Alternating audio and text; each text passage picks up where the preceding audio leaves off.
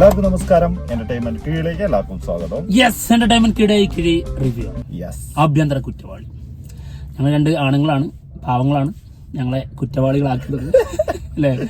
എന്താ അല്ലേ, അധിക സമയമൊന്നും വേണ്ട കേട്ടോ കുറ്റവാളിയാകാൻ. അതെ, സത്യം, കുറഞ്ഞ ടൈം മതി. അതെ, വളരെ പെട്ടെന്ന് ഏറ്റവും മോശപ്പെട്ട വ്യക്തിയായി മാറാം. അതെ, ഇതുവരെ നമ്മൾ എത്ര നല്ലതായിരുന്നു. അതെ, ഒരു കല്യാണം കഴിച്ചാൽ മതി.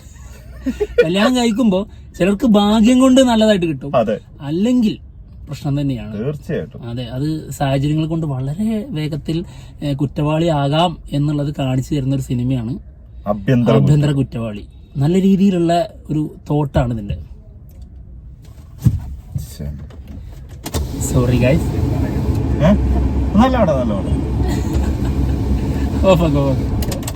ഇതിലെ തന്നെ പോട്ടെ. അത് ഒരാൾ വന്നിട്ടേ എങ്ങനെയുണ്ട് പാടാൻ ചോദിച്ചിട്ട് പോയതാണ്. അപ്പൊ റിവ്യൂ കണ്ടിന്യൂ. അതായത് ആഭ്യന്തര കുറ്റവാളി ആസിഫ് അലി നായകനായിട്ട് വന്ന സിനിമയാണ്. സേതുനാഥ് പത്മകുമാറാണ് സിനിമ ഡയറക്ട് ചെയ്തിരിക്കുന്നത്. ഭയങ്കരമായിട്ട് നമ്മൾ ഒരു ആസിഫ് അലി സിനിമയൊക്കെ വരുമ്പോ സാധാരണ അറിയാം ഭയങ്കര ഒരു ഇതൊക്കെ ഉണ്ടാവും. പക്ഷെ അങ്ങനത്തെ ഒരു സംഭവം ഒന്നും ഇല്ലാതെ വന്നൊരു സിനിമയായിരുന്നു. ഒരു ഒച്ചയും ബഹളമൊന്നും ഇല്ലാതെ ഒരു സാധാരണ പോലത്തെ ഒരു റിലീസായിരുന്നു. അത് തിയേറ്ററിൽ കാണാനുണ്ട്. വളരെ ആളുകൾ കുറവാണ്, 12 ആൾക്കാരുള്ളൂ. പക്ഷെ സിനിമ അത് നമുക്ക് ഭയങ്കരമായിട്ട് കണക്ട് ആയിട്ടോ. അതെ, അത് എന്താന്ന് അറിഞ്ഞൂടാ, ഞങ്ങളുടെ ഉള്ളിലെ മെയിൽ ഷോവനിസ്റ്റ് ഉണർന്നതാണോ? ഒരിക്കലും അങ്ങനത്തെ ഒരു സാധനമല്ല. മെയിൽ ഷോവനിസ്റ്റ് ഉണരുന്ന സംഭവമൊന്നുമല്ല. കാരണം അത് നമ്മുടെ ഇന്ത്യൻ നിയമവ്യവസ്ഥയുടെ ഒരു പ്രശ്നം തന്നെയാണ്. അതായത് എങ്ങനെ എന്തൊക്കെ രീതിയിൽ എത്ര ഭയങ്കരമായിട്ട് സ്നേഹിച്ചു കൊണ്ടുപോയാലും എന്തെങ്കിലും ഒരു ചെറിയൊരു പ്രശ്നം വരുന്ന സമയത്ത് അത് ഭയങ്കരമായിട്ട് അത് നമ്മളെ ബാധിക്കുന്നുണ്ട്. ശരിയായ രീതിയിൽ, അതായത് ആണുങ്ങൾക്കെതിരെ അത് കൂടുതലായിട്ട് യൂസ് ചെയ്യുന്നുണ്ട്. അത് കാണിച്ചു തരുന്നൊരു സിനിമയാണ്. വളരെ നല്ല രീതിയിൽ ഇത് പറഞ്ഞു വെച്ചിട്ടുണ്ട്. അതായത് ഇവർ ഉദ്ദേശിച്ച കാര്യം എന്താണോ പറയാനുള്ളത് അത്, അതായത് ഭയങ്കര ഡീപ്പായിട്ട്, ഭയങ്കര ഹാർഡ് കോർ ആയിട്ട് പറഞ്ഞിട്ടില്ല, ലൈറ്റ് ആയിട്ടാ പറഞ്ഞിട്ടുള്ളത്.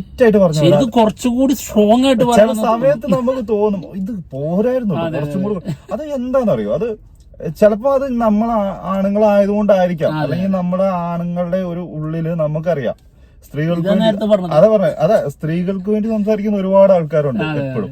പക്ഷെ ആണുങ്ങളും അതേപോലെ ആ സമയത്ത് അനുഭവിക്കുന്നുണ്ട് എന്നുള്ളത് മനസ്സിലാക്കണം എന്നുള്ള ഒരു സാധനം കൂടിയാണ് ഈ സിനിമയെ കൂടെ തന്നിട്ടുള്ളത്. ഈ സിനിമയിലൂടെ, അതായത് ഞാനൊരു ഫെമിനിസ്റ്റ് ആണെന്ന് പറയുമ്പോൾ നമുക്കൊരു അഭിമാനം ചില സമയങ്ങളിൽ തോന്നും.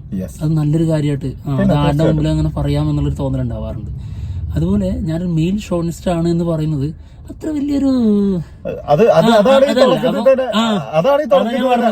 നമ്മൾ പറയുമ്പോ നമുക്ക് തന്നെ ഉള്ളിൽ തോന്നും അയ്യോ അങ്ങനെ എന്തെങ്കിലും പറഞ്ഞാൽ അത് മോശമാണോ എന്നുള്ള സാധനം ഉള്ളിലോട്ട് വരും. അതെനിക്ക് കാരണം അറിയാമോ, മെയിൽ ഷോണിസ്റ്റ് എന്ന് പറഞ്ഞതിന് നെഗറ്റീവ് ആയിട്ടുള്ള അർത്ഥങ്ങൾ ഉണ്ട് എന്നുള്ളൊരു തോന്നലൊക്കെ ഉണ്ട്. അതെ, അങ്ങനെ ഒരുപാട് പ്രശ്നങ്ങൾ നമ്മുടെ അറിവില്ലായ്മയാണ്.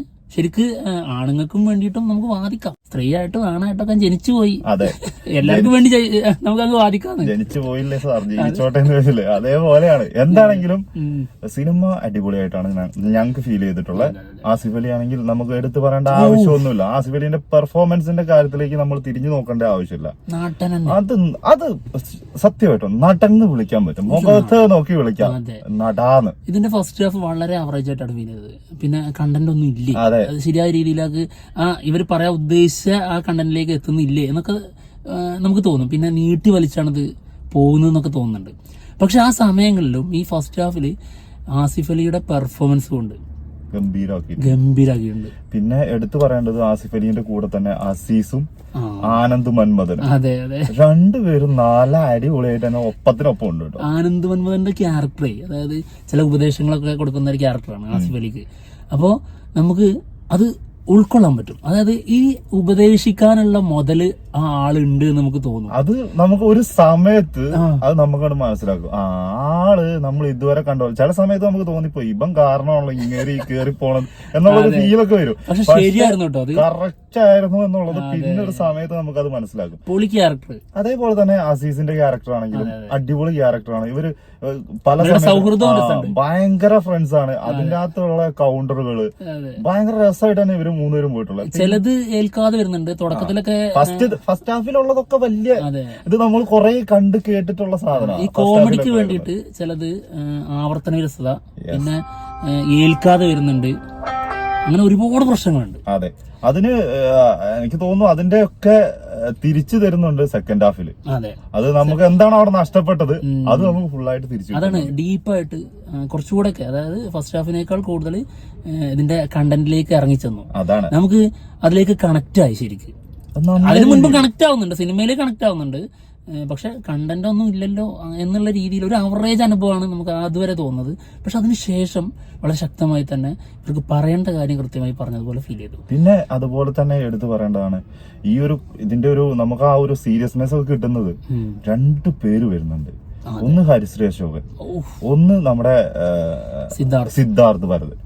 2 പേരും പെർഫോമൻസ് ആ റോളും സൂപ്പർ അടിപൊളിയായിട്ട് അത് നമുക്ക് ഉള്ളിൽ ഇങ്ങനെ തട്ടും, ടച്ച് ചെയ്യും. അത് വേറെ 2 പേരുടെയും അഭിനയം കൊണ്ടാണെങ്കിലും ഇവർ അനുഭവിക്കുന്ന ഒരു വേദനയുണ്ട്. ആ സാധനം ഇവരുടെ ഫേസിൽ നമുക്ക് മനസ്സിലാക്കാൻ പറ്റുന്നുണ്ട്. അത് നമുക്ക് അങ്ങോട്ട് ഉള്ളിലോട്ട് കൊള്ളുന്ന ഒരു സാധനമായിട്ടാണ് ഫീൽ ചെയ്തത്. നല്ല റോള്, പിന്നെ അടിപൊളി റോള്. കുറെ കാലത്തിന് ശേഷം ഹരിശ്രീ അശോകന്റെ വേറൊരു ഗെറ്റപ്പ്. അതെ, നല്ല ഗെറ്റപ്പിൽ തന്നെ ഒരു പുതിയ ലുക്ക്. സത്യമായിട്ട് ഒരുപാട് മാറ്റങ്ങൾ വന്നിട്ടുണ്ട്. ആ ഒരു ആള് പിടിച്ചിരിക്കുന്ന ഒരു രീതി അതൊക്കെ ഗംഭീരമായിട്ടുണ്ട്. അതുപോലെ തന്നെയായിരുന്നു സിദ്ധാർത്ഥ് ഭരതൻ. അതെ, പിന്നെ ജഗദീഷിന്റെ റോള് നല്ലതാണ്. ജഗദീഷിന്റെ റോൾ അടിപൊളി. പിന്നെ നമ്മുടെ കൺവിൻസിങ് സ്റ്റാർ ഉണ്ടല്ലോ, എന്തായിരുന്നു ചീറ്റിംഗ് സ്റ്റാർ, സോറി, വിജയകുമാറിന്റെ ക്യാരക്ടർ അടിപൊളിയായിട്ടുണ്ട്. അങ്ങനെ എടുത്ത് അഭിനയിച്ചവരുടെ ഒക്കെ നല്ല ചെറിയ ചെറിയ റോളുകളെ ഉള്ളെങ്കിൽ പോലും എല്ലാവരും നല്ല അടിപൊളിയായിട്ട് ചെയ്തു വെച്ചിട്ടുണ്ട്. പിന്നെ ഇതില് നായിക പുതുമുഖാണെന്ന് തോന്നുന്നു, ജസ്റ്റ് ഓക്കെ അങ്ങനെ തോന്നിയത്. അത് ഫസ്റ്റ് ഹാഫിൽ തന്നെ നമുക്കത് ഫീൽ ചെയ്തു. ഇത് നായിക അങ്ങോട്ട് എത്തുന്നില്ല. അതായത് ശരിയായ രീതിയിൽ ആൾക്ക് സ്പേസ് കൊടുക്കുന്നില്ല. അതെന്തോ ഒന്ന് മറക്കാൻ വേണ്ടിയിട്ടാണെന്നുള്ള ഒരു തോന്നൽ ഉണ്ടാക്കുന്നുണ്ടെങ്കിലും പക്ഷെ അപ്പോഴും ഡയലോഗെങ്കിലും ഒന്ന് കുറച്ച് കൊടുക്കാം. പിന്നെ വേറൊരു കാര്യം കൂടി ഉണ്ട് അതിനകത്ത്. ആസിഫ് അലി ആ സമയത്ത് പീക്കാണ്. ആ സമയത്തൊക്കെ നമുക്ക് അതിന് മുന്നിൽ ആരുമില്ല. കാരണം ഒരു സീനുണ്ട്, ഒരു സ്റ്റേഷനിൽ നിന്ന് ഇറങ്ങി വന്നിട്ട് ഒരു 2 മിനിറ്റ് ഒക്കെ ഉള്ളൂ. ആ സീനില് ഒരു കാണിക്കുന്ന ഒരു സംഭവം ഉണ്ട്. അതായത് മറ്റൊരാള് കാണുന്നുണ്ട് കരയുന്നതെന്ന് കാണുമ്പോ ഫേസിൽ ഒരു എക്സ്പ്രഷൻ വരുന്നുണ്ട്. എന്ത് അടിപൊളിയായിട്ട് അത് ചെയ്തിരിക്കുന്നതെന്ന് അറിയോ. പിന്നെ ഇമോഷൻസ് മാത്രല്ല, ഇപ്പൊ അതായത് സെന്റി ആയിട്ടുള്ള രീതിയില്ലേ, അത് മാത്രല്ല ഈ ഭയങ്കര കുസൃതി, കല്യാണം കഴിഞ്ഞ പുതുമോടിയിലുള്ള ചെറുക്കന്റെ ചില സംഗതികളൊക്കെ ഉണ്ടല്ലോ, അതൊക്കെ ഭയങ്കര രസമായിട്ട് തന്നെ ചെയ്തിട്ടുണ്ട്. അത് ആ സമയത്തൊക്കെ ആളിടുന്ന കുറെ സംഭവങ്ങളുണ്ട്. അത് കണ്ടപ്പോ തന്നെ ഞാൻ പറഞ്ഞു ആസിഫ് അലിന്റെ കാര്യത്തില് പെർഫോമൻസിന്റെ കാര്യത്തിൽ നമുക്ക് അളക്കാൻ പറ്റില്ല. ഞങ്ങൾ തിയേറ്ററിൽ ഇരുന്ന് ഇത് കണ്ടുകൊണ്ടിരിക്കുമ്പോൾ ഞങ്ങൾ ഏറ്റവും കൂടുതൽ തവണ ആവർത്തിച്ച കാര്യം അത് കാരണം ഇങ്ങനെ ഒരു സമയത്ത് കാണുമ്പോ അത് ആ സമയത്ത് കൊടുക്കേണ്ട എക്സ്പ്രഷൻ എന്താണോ അത് സിമ്പിൾ ആയിട്ട് കൊടുക്കും. അത് ഓവറൊന്നാവില്ല. അതാ നമ്മൾ ചില ആൾക്കാർ ചെയ്യുമ്പോ നമ്മൾ ഇത് എന്തൊരു ഓവറാണ്, ഇത് അതിന്റെ കൊടുക്കേണ്ട ആവശ്യമുണ്ടോ എന്ന് നമ്മൾ ചിന്തിക്കും. ചിലർക്ക് കഴിയല്ല. അതെ, ഇന്നലെ തഗ് ലൈഫ് സിനിമ കണ്ടപ്പോ അതിലൊരു ബിൽഡിംഗ് തകർന്നു വീഴുന്നുണ്ട്.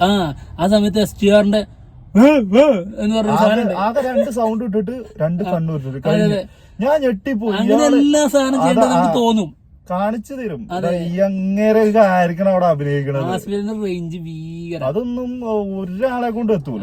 ശരിക്കും ഞാനിതൊരു വലിയ പ്രാധാന്യം കൊടുത്തിട്ടുണ്ടായിരുന്നില്ല.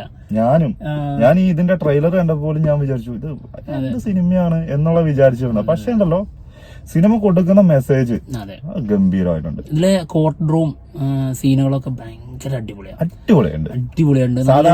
സാധാരണ ഈ കോർട്ട് കാണിക്കുമ്പോ നമുക്ക് ഭയങ്കര ബോറടിക്കും, പിന്നെ ഓവറാക്കും ചെയ്യും ചിലര്. ഭയങ്കര ഓവർ, സിമ്പിൾ പറയേണ്ടത് മാത്രം പറഞ്ഞിട്ടുള്ളൂ, എന്നാൽ ഓവറാക്കിയിട്ടില്ല. പക്ഷെ ഇതിന്റെ രീതി, അതായത് ഇത് വേറെ രീതിയിലൊക്കെ ചെയ്യായിരുന്നു എന്ന് തോന്നിയിട്ട് നമുക്കിങ്ങനെ, അതായത് നമ്മുടെ ഉള്ളിലുള്ള ആണത്തം അതിനു വേണ്ടിയിട്ട് നമ്മൾ കൂടുതലായിട്ട് ആഗ്രഹിക്കുന്നതാവാം. എനിക്ക് തോന്നുന്നു കുറച്ച് ലേഡീസിനൊക്കെ ഇത് ഭയങ്കര ബുദ്ധിമുട്ടായിരിക്കും കേട്ടോ കണ്ടിരിക്കാൻ. അല്ല, ഇത് ആസിഫലിനോടുള്ള ഒരു ഇതും കൊണ്ട് എന്തായാലും കാണും. അല്ല, ഈ ഫേക്ക് ആയിട്ടുള്ള ഫെമിനിസ്റ്റുകളില്ലേ, അവർക്ക് മാത്രമേ ഇത് സഹിക്കാൻ പറ്റാത്തുള്ളൂ. അല്ലാത്തവർക്കൊക്കെ ഇത് മനസ്സിലാവും.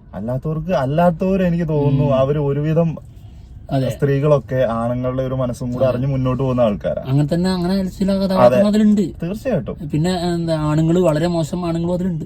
എല്ലാം അപ്പോ എല്ലാം ഉണ്ട്, ആണുങ്ങളിലും മോശമുണ്ട്, അതുപോലെ പെണ്ണുങ്ങളിലും. അത് കറക്റ്റ് ഡയലോഗും ഉണ്ട്. ഈ ഡയലോഗും സിനിമയിൽ പറയുന്നുണ്ട്. സീതയുണ്ട്, പിന്നെ ശൂർപ്പണഖയുണ്ട്. അതെ. പിന്നെ എനിക്ക് ചെറിയൊരു ഒരു സംശയം തോന്നിയത് സിനിമ കണ്ടു കഴിഞ്ഞപ്പം ഡയറക്ടർക്ക് എവിടുന്നോ ഒരു എന്തോ പണി കിട്ടിയിട്ടുണ്ട്. അത് നാളെ ആരോ ആഭ്യന്തര കുറ്റവാളിയാക്കിയിട്ടുണ്ട് ഏതോ ഒരു പെണ്ണിനെ. ഒരുപാട് കേസ്. അതൊന്നല്ലടാ, ഒരുപാട് ആൾക്കാർ കഷ്ടപ്പെടുന്ന കണ്ടപ്പോ അല്ല അതിന്റെ അതായത് നല്ലൊരു തോട്ടാണ്, ആരും ചിന്തിക്കാതെ. സാധാരണ എപ്പോഴും നമ്മളൊരു പെണ്ണെടുക്കുമ്പോൾ സ്ത്രീ കൂടുതൽ സംസാരിക്കാനായിട്ടാണ് ശ്രമിക്കുക. പിന്നെ ഇതിന്റെ എനിക്ക് തോന്നുന്നു ഇതിന്റെ ക്ലൈമാക്സിൽ എഴുതി കാണിക്കുന്ന ഓരോ കട്ടിങ്സ്, പേപ്പർ കട്ടിങ്സ് വെക്കുന്നുണ്ടല്ലോ, അത് തന്നെ നമുക്ക് കാണുമ്പോ തന്നെ അറിയാം എത്രയോ വ്യാജ കേസുകളാണ്. ഇത് അവർക്ക് ഇതിനോടുള്ള ഒരു അവർക്ക് പ്രാബല്യം കൂടുതലുള്ളത് കൊണ്ട് ഇത് അങ്ങനെ കേസുകളാക്കുന്ന ഒരുപാട് സംഭവങ്ങളുണ്ട്. അങ്ങനെ വ്യാജ കേസുകളൊക്കെ ഇഷ്ടം പോലെ ഉള്ളതാണ്. തീർച്ചയായും അതിനൊരു പോലീസ് യൂണിഫോം ഇട്ട നമുക്ക് അറിയാവുന്നുള്ളൂ. തീർച്ചയായും സക്സസ് ആയതിൽ പോലും പല പ്രശ്നങ്ങളും ഉണ്ടാവും. അപ്പൊ എന്താണെങ്കിലും നല്ലൊരു സിനിമയാണ്. ഭയങ്കര സംഭവം എന്നല്ല പറയുന്നത്, ഏതൊരാളുകൾക്ക് ഇഷ്ടപ്പെടും, ഏതൊരാണുങ്ങൾക്ക് ഇഷ്ടപ്പെടും എന്ന് പറയാൻ ഇത്രേ ഉള്ളൂ. അതായത് ഞങ്ങൾക്ക് ഇത്രയൊക്കെ മതി, ഞങ്ങൾക്ക് ഇങ്ങനെയാണ് പറയേണ്ട സാധനം വ്യക്തമായി നല്ല വെടിപ്പായിട്ട് പറഞ്ഞാൽ ഞങ്ങൾ ഹാപ്പിയാണ്. തീർച്ചയായിട്ടും നമ്മൾ നല്ല ഹാപ്പിയായി. അതിൽ പിന്നെ എന്തെങ്കിലുമൊക്കെ അതായത് നമുക്ക് കല്ലുകടിയാകാതെ ഉള്ള ചില സാധനങ്ങളൊക്കെ വന്നു കഴിഞ്ഞാൽ ഞങ്ങൾ ചെറുതാണെങ്കിൽ പോലും ഞങ്ങൾ ഓക്കെയാണ്. ഇതിലെന്തായാലും ഞങ്ങൾ ഓക്കെയാണ്, ഹാപ്പിയാണ്. എല്ലാം അഭിനയിച്ചവരെല്ലാരും ഗംഭീരമായി ചെയ്തിട്ടുണ്ട്. നിങ്ങളൊന്ന് കണ്ടിട്ട് അഭിപ്രായങ്ങൾ പറയാം. ഞങ്ങൾ പോവാണ്. മറ്റുള്ള വിശേഷങ്ങളുമായിട്ട് ഉടനെ തന്നെ കാണാം. ബൈ.